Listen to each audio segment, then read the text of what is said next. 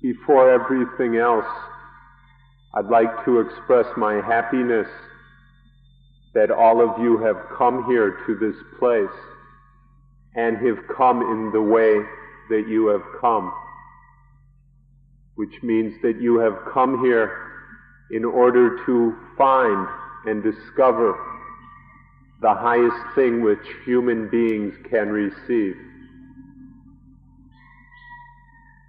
That highest thing which human beings can receive, we can call it something which it is called in other religions also. We can call this highest thing a new life or a new world. A new life or a new world.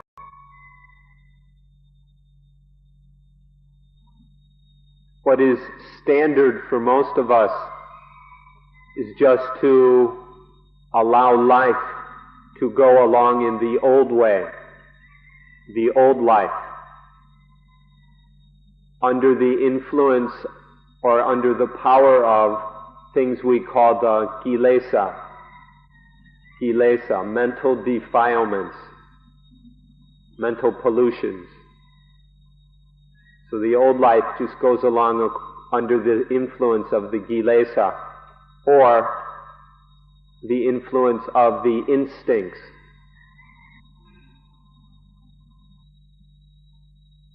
Man has developed in knowledge to a point where there is the ability to get out from under the influence and power of the kilesa, of what we call the mental defilements.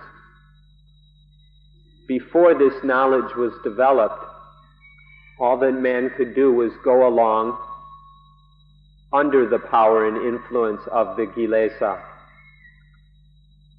Man knew nothing better, and because of this lack of knowledge, the end result was always what we call dukkha, unsatisfactoriness, unpleasantness, unhappiness, suffering.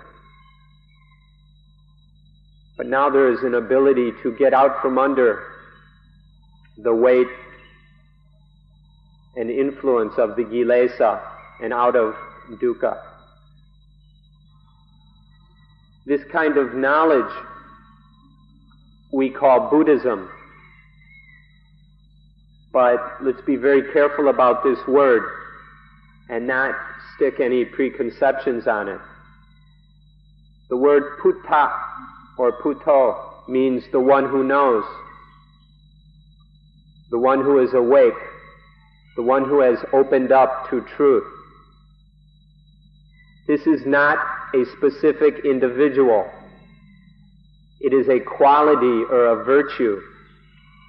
And anyone who can open up, who can receive this quality and virtue, that one can be Putta.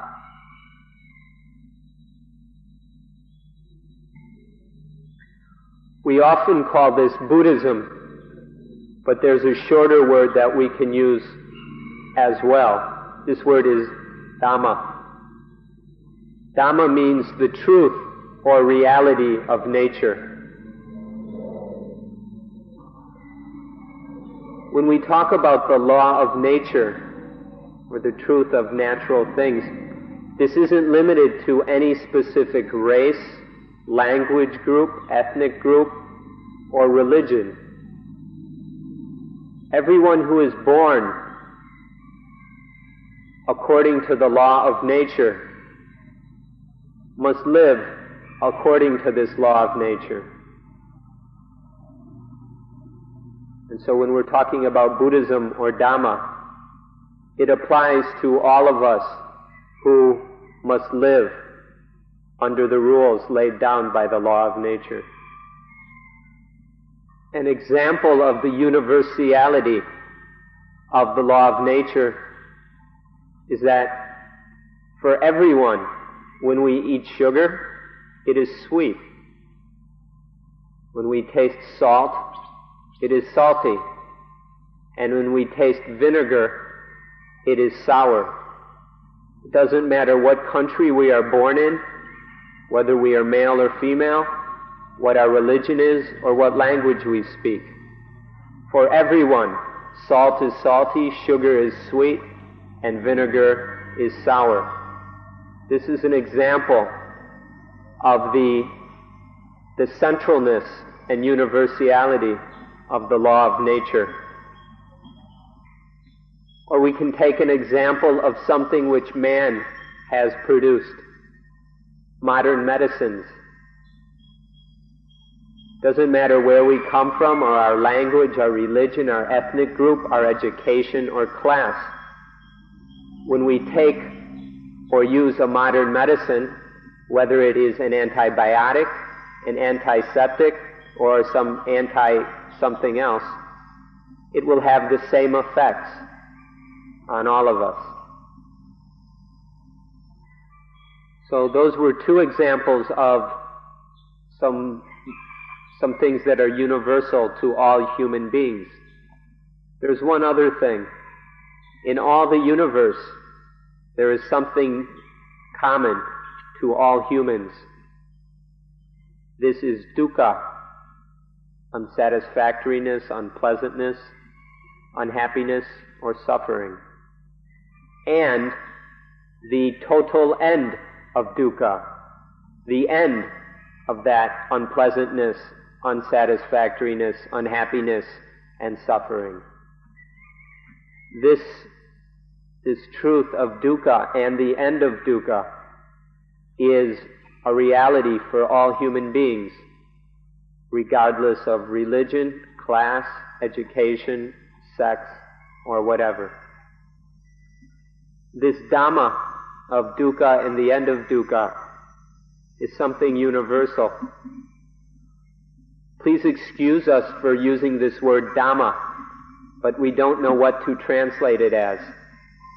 We can't think of an English word that would fit the word Dhamma, so we will use the word Dhamma. This Dhamma of dukkha and the end of dukkha applies to all human beings. It is relevant to each and every one of us. We can look at the word Dhamma in four aspects, or four meanings. The first meaning of the word Dhamma is nature, the things around us, and including us. The second is the law of nature, the natural law of how all these things work. The third meaning is the duty according to the law of nature.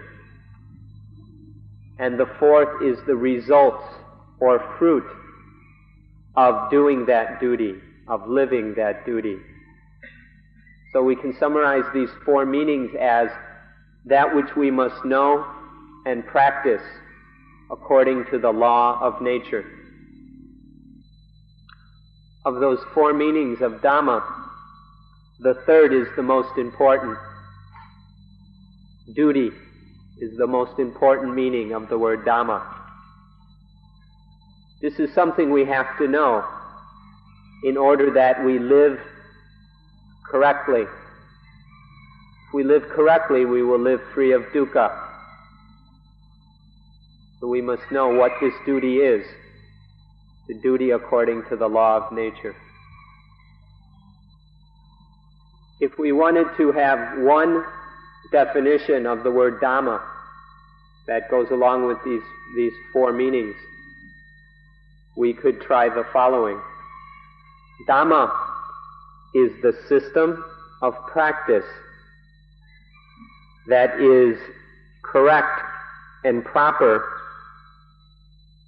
toward the evolution of human beings in all stages, on all levels, and in all aspects of that evolution of human beings. If we would like a shorter definition than that, we can say that Dhamma is what raises up, what lifts the practitioner up, so that the practitioner, the practicer, the liver of Dhamma doesn't fall into dukkha, into suffering. Without Dhamma, one would just go along without any controls or limits according to what we call the instincts. One would just follow these instincts, which would sooner or later lead to dukkha and lead to problems, illness. You've all heard about instincts, but let's correct your understanding of these a little bit. You must come and see that the mother instinct of them all, the one instinct that gives rise to all the other instincts, is the egoistic concept, the ego belief, this instinct that we all have of thinking in terms of ego, in terms of I and mine, in terms of myself. When this instinct arises, when this ego or self-instinct arises, it expands and grows into selfishness. And from selfishness arise all the other instincts. And if these later instincts are not under control, they will lead to problems. They will cause dukkha. This mother instinct, or of egoism, in the Pali language we call asamimana, the distinguishing, the giving importance to I, the distinction that there is an I. And this, as it grows into selfishness,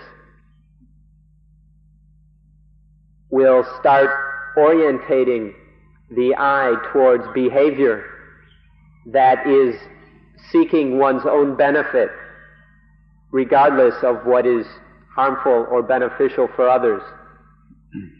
And so this selfishness will lead to problems both for oneself, because this ego will never get everything it wants, and so it will be dissatisfied, it will experience dukkha. And because of the selfishness, it will step on others, it will do harm to others, so that others also experience dukkha. And so this ego belief and selfishness end up causing dukkha for oneself and for others. It makes dukkha for everyone. Selfishness gives rise to the mental defilements, the kilesa. When there is liking of the self, of selfishness, this leads to lopa, greed. When there is disliking of the self, this leads to tosa, anger or hatred. And when there is confusion of whether to like or dislike the self, then there is moha, delusion, ignorance, confusion. So selfishness is the root of the kilesa. There are many kilesa. We've mentioned 3, which are the sort of summary of all the others. These kilesa come from selfishness, from egoism. If egoism can be cut off, then the kilesa will no longer arise. So we must be very interested in egoism and see if we can find a way to cut it off. For those of you who are Christians or have studied Christianity in the past, I'd like to point out something very, very important. The Christian symbol of the cross has great meaning for the Buddhist.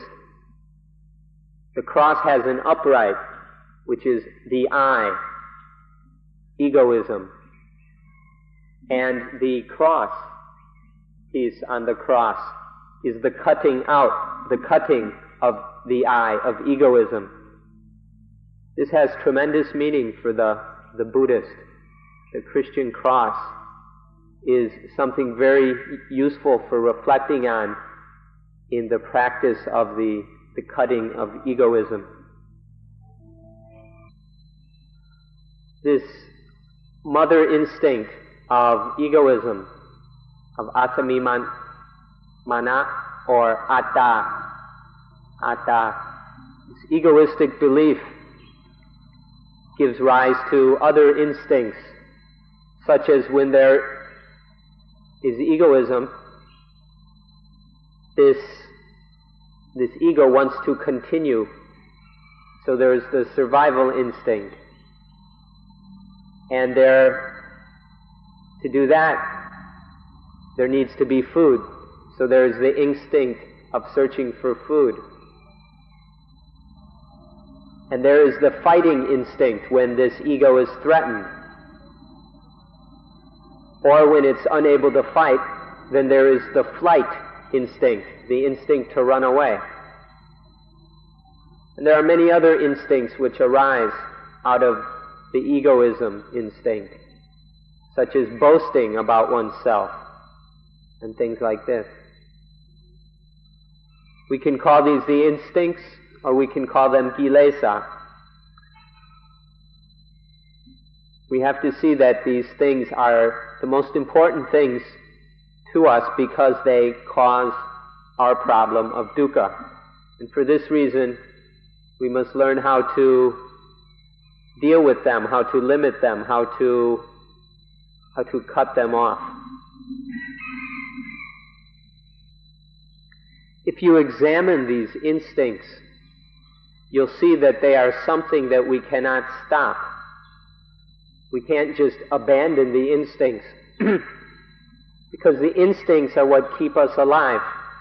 The instincts are necessary for life and for survival. Therefore, the object is not to get rid of the instincts.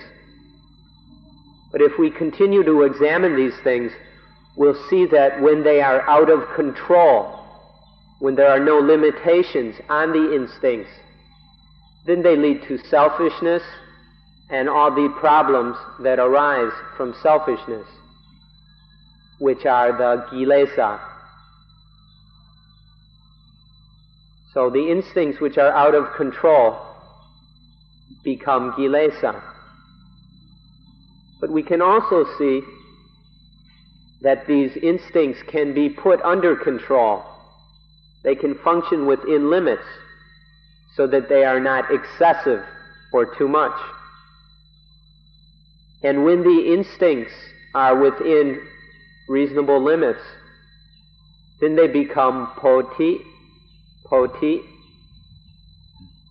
So the instincts can go in two directions, towards kilesa or towards poti, towards defilement or towards enlightenment. If we examine nature, we can see that it has two levels. There's low-level nature and higher-level nature. Now the instincts, the basic instincts, are neither high nor low. They're just in the middle, and they go towards survival. The instincts are for survival, nothing more. This is neither high nor low. Now the question for us is whether to follow the instincts on the low level of kilesa or on the high level of poti, enlightenment. The question for us is whether to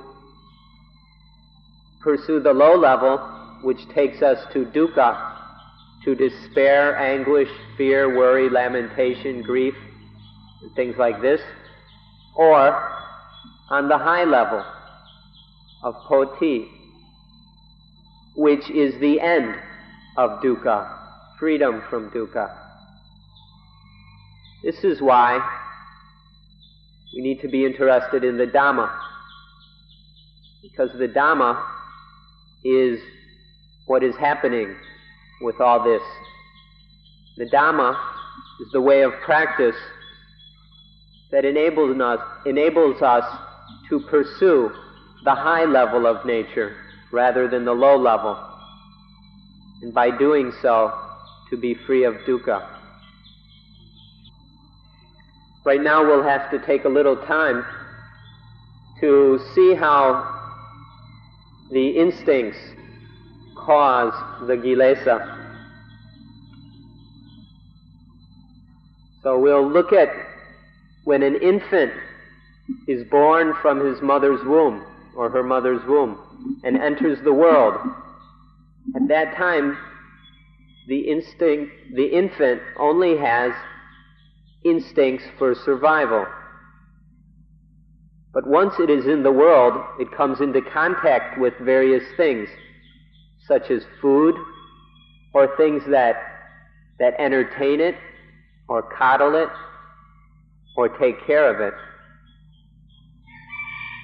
So then the infant, the very young child, comes to know good tastes and bad tastes, delicious tastes, unpleasant tastes. It comes into contact with things that it likes and things that it doesn't like.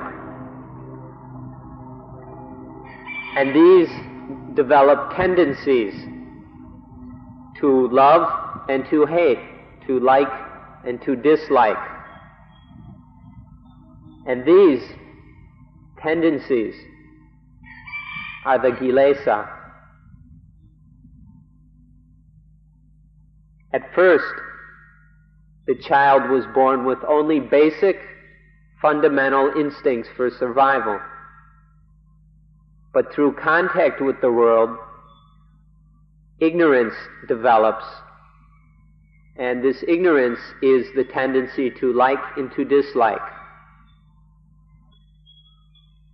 When we can't control this liking and disliking, then we just act according to our likes and dislikes. Instead of acting wisely or with understanding, one just follows these impulses of liking and disliking. And then behavior becomes completely selfish. One's actions are completely egoistic. We don't like someone, so we just kill him. Or we like someone, we fall in love. These things are no longer under control, and they go towards too much. They become absorbing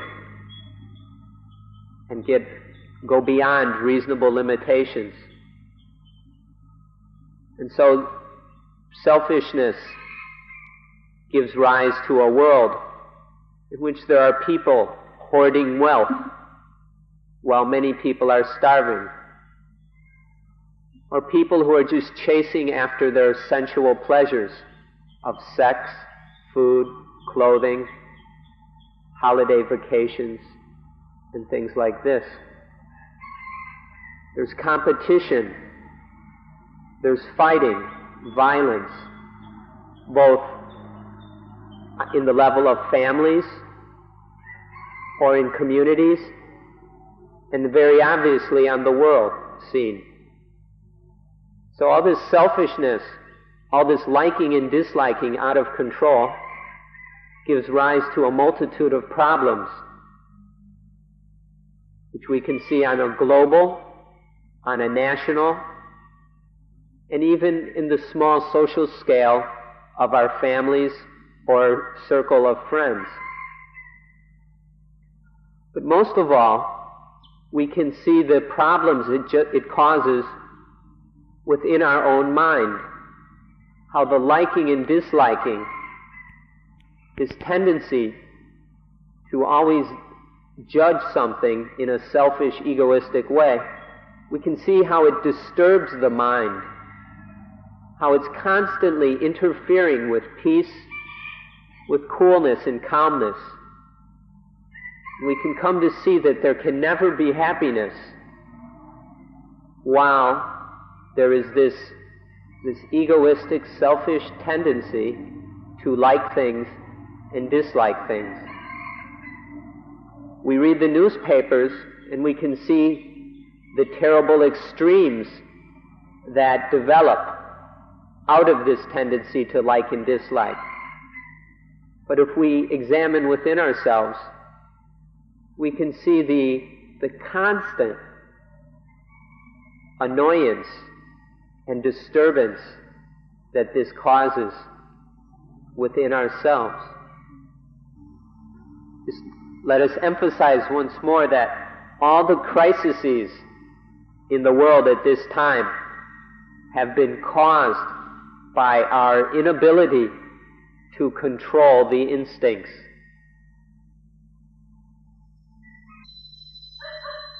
So let's look at how the neutral, basic instincts become kilesa, how the basic instincts become a low level of nature, the low level instincts which cause problems. Let's start with what we call the ayatana.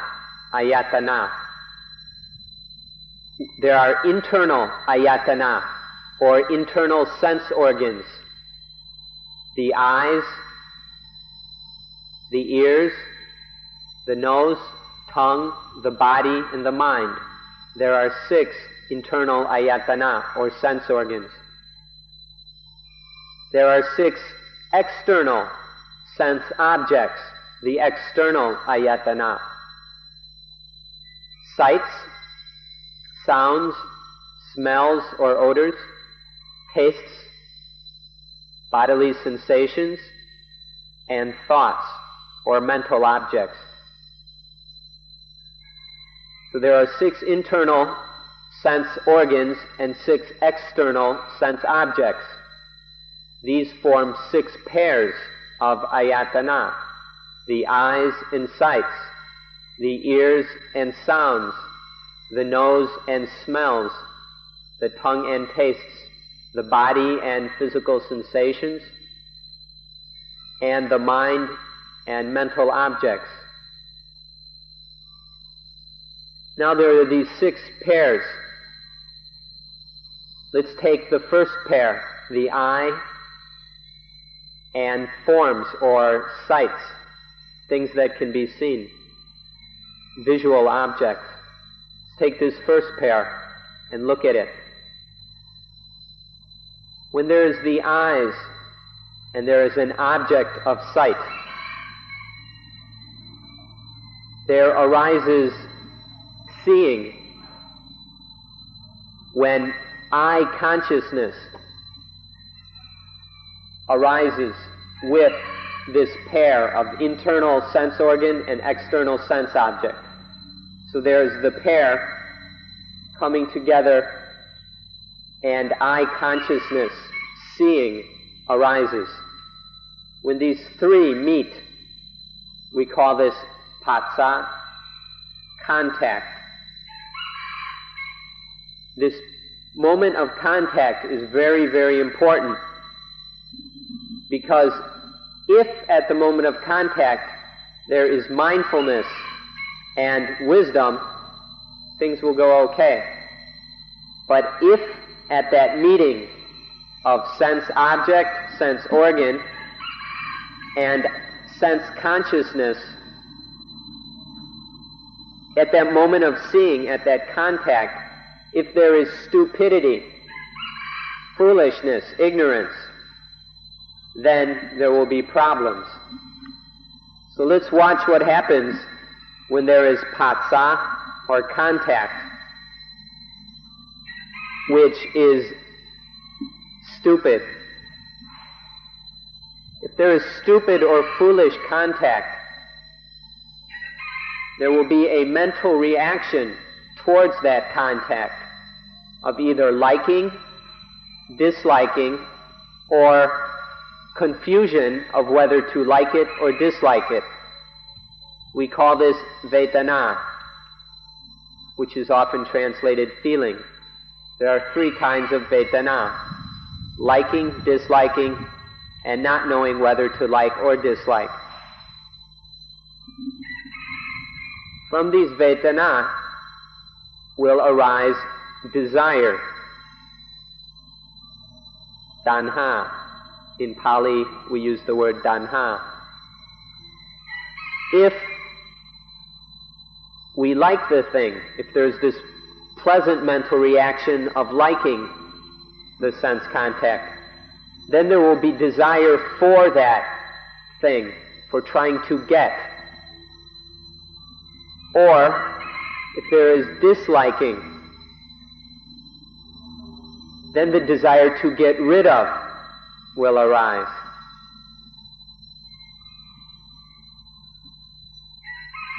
So these desires arise.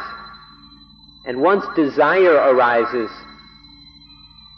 then arises a feeling of the I, or the feeling of an ego begins to develop, because there is the desire and then the one who desires, who wants to get or wants to get rid of.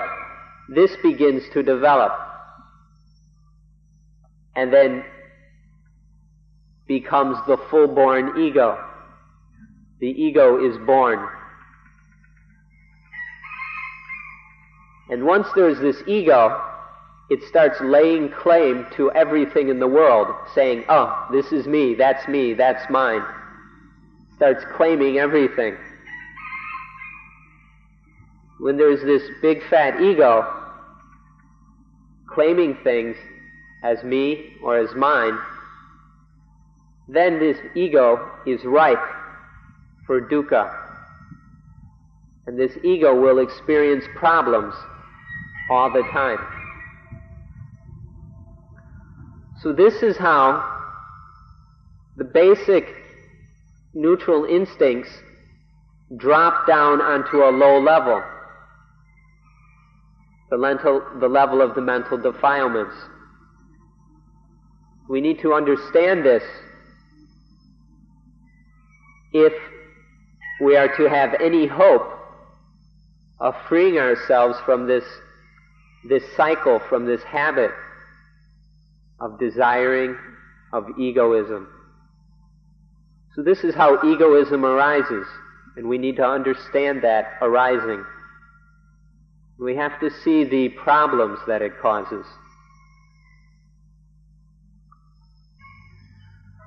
This moment of contact, the moment of contact, that meeting, sense organ, sense object, and sense consciousness of seeing or hearing, tasting, smelling, sensing, or thinking.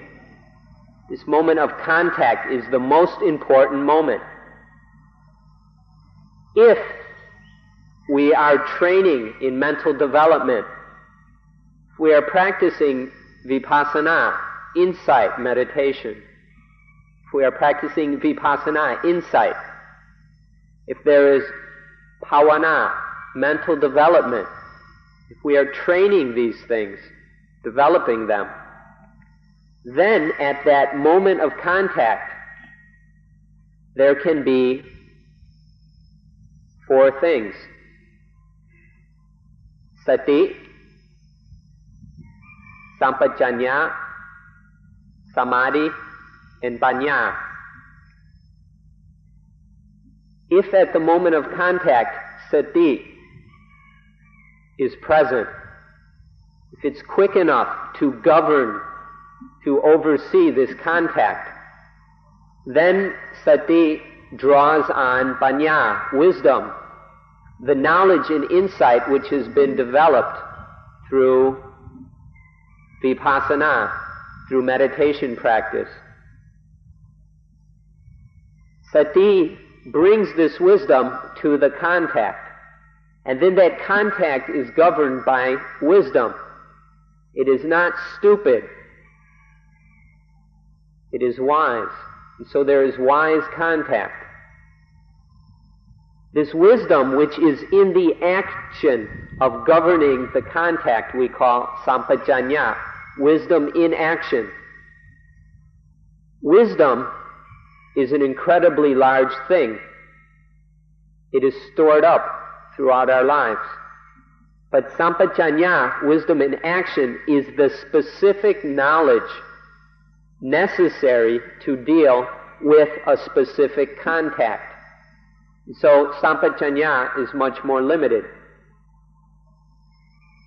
And with samadhi, the one-pointed mind, this wisdom is able to do its work with great power and strength, because the mind has been trained and knows how to summon its energies and abilities. So if at the moment of contact, sati, sampajanya, samadhi, and panya have been trained and developed, then they can govern that contact. When there is wise contact, then there is no stupid vetana. There is no foolish or ignorant mental reaction to the sense contact. So that if there is something likable, there is no liking. If it is something disagreeable, there is no disliking. Hateful things are not hated. Lovable things are not loved. Instead of following the old habits of the ignorant mind, there is wisdom. So there is just seeing or hearing or tasting or sensing or thinking. When there is no more of this ignorant reacting, then there are no desires to get or get rid of, to be or not be, to have or not have. And when there is none of this desire, the one who desires, the desirer, does not arise. So the egoistic instinct, the ego belief, the I, the big me, the great I am, does not arise. So there is nothing to lay claim to everything in the world as me and mine, as I and myself. So the instincts have been developed in the way of poti, enlightenment, wisdom, understanding. And one has avoided the low track, the low level of kilesa. The low level leads to dukkha,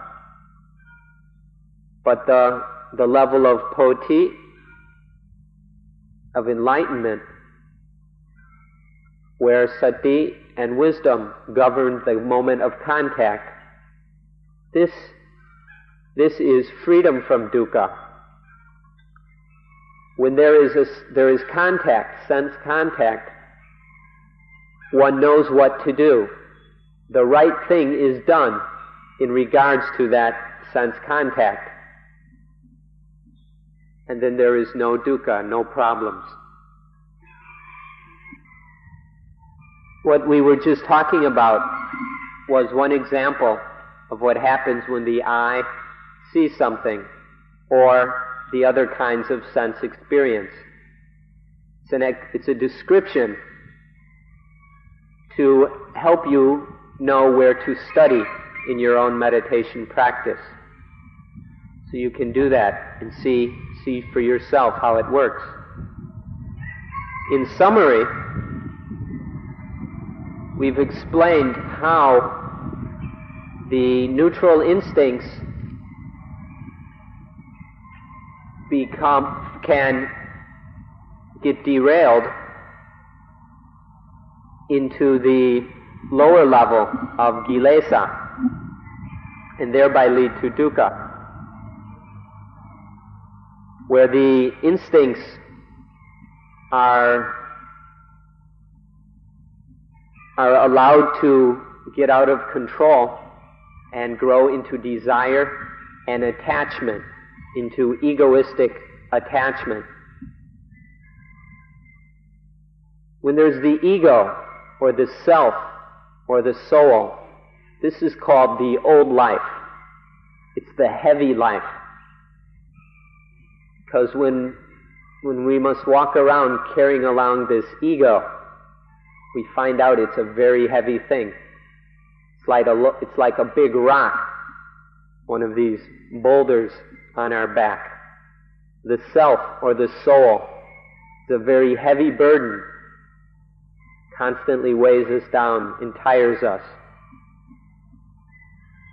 Even the biggest diamond or jewel in the world, if we have to carry it around all the time, will be a burden.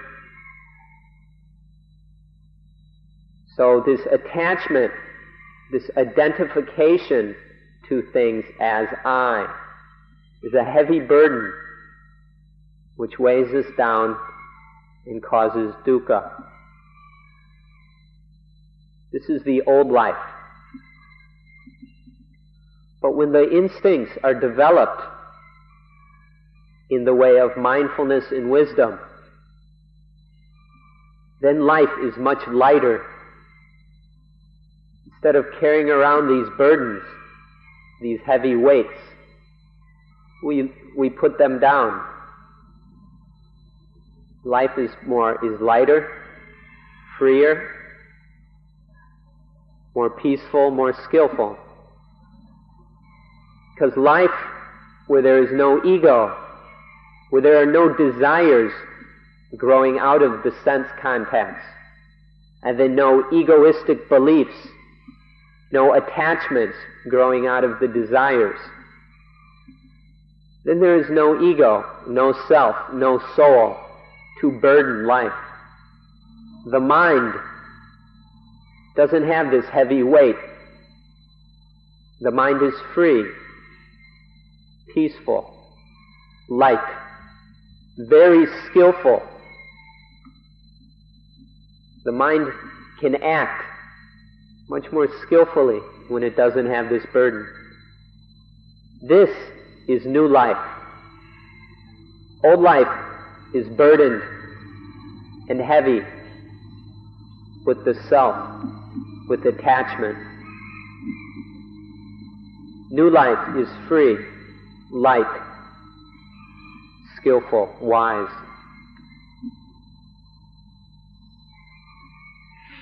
The difference between old life and new life is something that must be understood.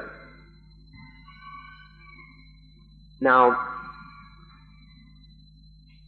we want to make something very clear to avoid any misunderstanding, because one of the things that has been said goes against common sense. It goes against the general logic.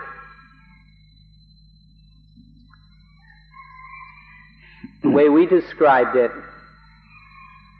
first arises desire. Desire is an emotion or a reaction of the mind. Then this desire conditions a further mental reaction, which is the attachment to something as I or as mine. So be very careful and see that first is desire, then the desirer, the ego that desires, the attachment. First desire, then desire. Common sense, for many, would think that first there is the desirer and then desire. First there must be someone to desire before there can be desire. That is what many philosophers might say. But if we really examine the mind and see how this process works, then we can see that desire arises first. And only after there is desire is there this egoistic attachment, the identification of things as I or mine. This distinction right here points out very, very clearly that there is in reality no self or no soul. That ego is only an illusion. All the ego is this reaction of the mind to desire. Desire arises, and then this illusion of ego arises. There is nothing at all real about the ego. It is just something we've been believing in for all these years because we haven't really examined things the way they are. So please understand this point, and then it will enable you to come to realize that ego, self, soul, is only an illusion. And when we see that this is an illusion, then we don't have to carry it around all the time. And the mind can be free, light, and happy. We've spoken enough about what the new life is. You should have an idea what it's about. So now we'll take the time that is left to speak about the results, the benefits of new life, of the new life. And we will speak of 4 benefits of the new life. The first benefit is we are not under the power or influence of the kilesa, the mental defilements. The instincts don't tend in the lower way. Instead, they're directed, they tend towards the higher path of poti. So we can summarize this first benefit as we are above rather than under. We are above the power of the kilesa. Let's talk about these kilesa a little bit. We can, under the word kilesa or mental defilements, there are 4 groups or categories of kilesa. The first one is in Thai, niwan, or in Pali, nivarana, which is usually translated hindrances. The second are the kilesa themselves. Then there is a third group, which we call the anusaya, the tendencies. And the fourth, the asava, or the cankers, or the outflows. So there are 4 groups of the kilesa. The nivarana, the hindrances, the first group, are a mental defilement which doesn't need an external object to call them forth. They arise from within, all by themselves. They arise from within, from the anusaya, which we'll talk about in a little bit. They're not dependent on external things, external objects or causes. The cause is internal. These nivarana are not as hot. They're not as powerful as the full-blown kilesa themselves. So sometimes we could say they're half kilesa. And these nivarana, there are 5 of them. The first is thoughts of sense objects, thinking about sensual desires and pleasures. The second are thinking in thoughts of anger, of hate, ill will. The third is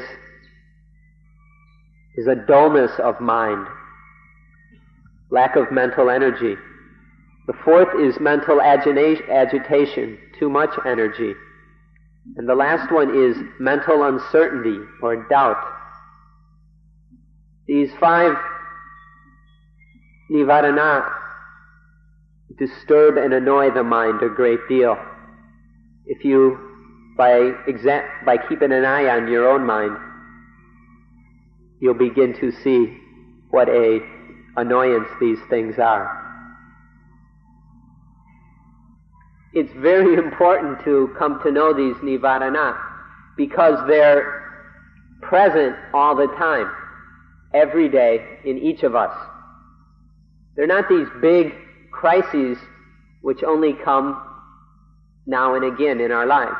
The nivarana are little pestering, annoying defilements of the mind which are constantly bothering us.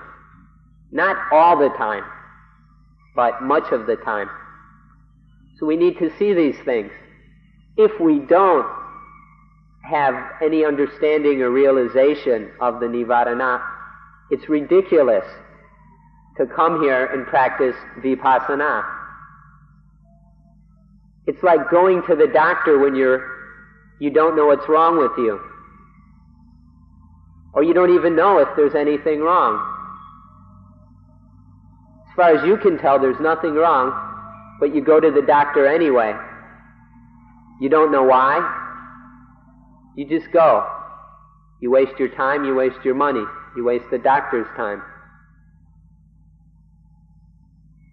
But now, if you know there's something wrong, then you'll go to the doctor intelligently, wisely. And so vipassana is a cure for these nivarana. So we have to see these nivarana as they are disturbing the mind in order to be practicing vipassana in any intelligent way. We don't just do this vipassana because somebody tells us it's good for us. That's just blind faith. But if you pay a little attention to the mind, you will notice these nivarana, because there's not one of us here who's free of them. And when we begin to notice these nivarana, then we'll have a good reason for practicing vipassana, for doing meditation. Second category is the kilesas. Now we're calling all these things the kilesa, but now a more specific meaning is the full-blown, full-strength kilesa. These are much stronger, much hotter than the nivarana. These kilesa have external objects. This is the process we were talking about earlier of phassa, contact, leading to desire and attachment. So these kilesa are much stronger than the nivarana. There are many, many kinds of kilesa, but we can summarize into 3 groups. The first group is lust or greed, the wanting of these things, trying to get them. The second group is pushing these things away, trying to get rid of things. The second group of kilesa is hate, anger, things like this. The third one is sort of confusion, a spinning around of indecision about things, whether or not what to do about them. And so there are many, many kilesa, but in summary, we can speak of these 3 groups. The kilesa come around fairly often, but they're not as common as the nivarana, but they're much stronger, much hotter. And when they arise, they're much more painful.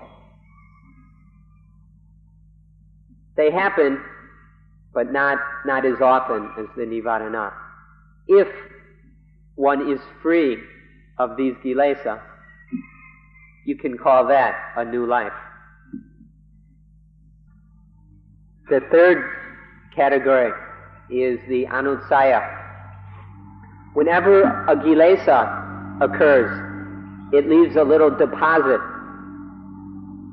These deposits are the anutsaya.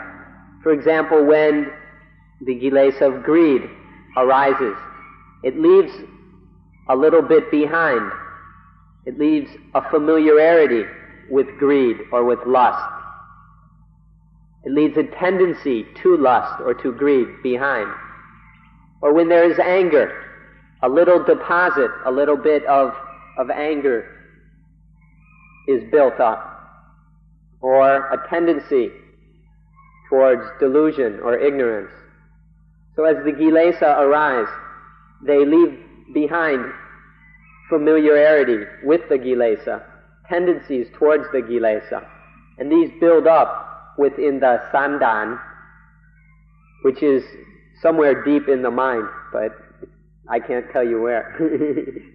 But the anutsaya pile up, and the more of them there are, the easier it is for the nivarana and the kilesa to happen. It's like a jar with holes in it, or a pot with holes. The more water you put in the pot, the faster the water comes out. So the more we pile up these anutsaya, the more kilesa and nivarana will be coming up. So this is the third category of mental defilement. The fourth category is the asava, which means outflows, is the literal translation, outflows, outfluxes. And so, like we were saying, as the kilesa leave a little something behind and these are piled up, the more and more these pile up, the more and more the anutsaya grow. Then the pressure builds up, as in a jar or a pot that we fill with water. The more water, the more the pressure, which will force the water out at a higher speed with more strength. So here we have the kilesa filling up the jar with water. The jar that is filled with water is the anutsaya, and the water that's shooting out is the asava. So we have these, this is the fourth of these categories of mental defilement. So we practice the Dhamma in order to limit, to control, to overcome these four categories of kilesa, so that they cause fewer and fewer problems. When they can be overcome or controlled, this is called a new life. The second benefit is happiness, genuine happiness. There are two kinds of happiness, genuine happiness and fake happiness. Genuine happiness is the steady lessening of the ego, of atta, of this egoistic belief. This is genuine happiness. Fake happiness is all the running around in chasing after sensual objects and sensual pleasures, which we really shouldn't call happiness. All this wanting and getting and all this, we should, instead of calling it happiness, we should just realize that all it is getting lost in things, absorbing into things, being led astray by these things. It's not genuine happiness. Genuine happiness is cool, calm, peaceful. We don't have to buy it. It doesn't cost anything. We don't have to go anywhere special to find it.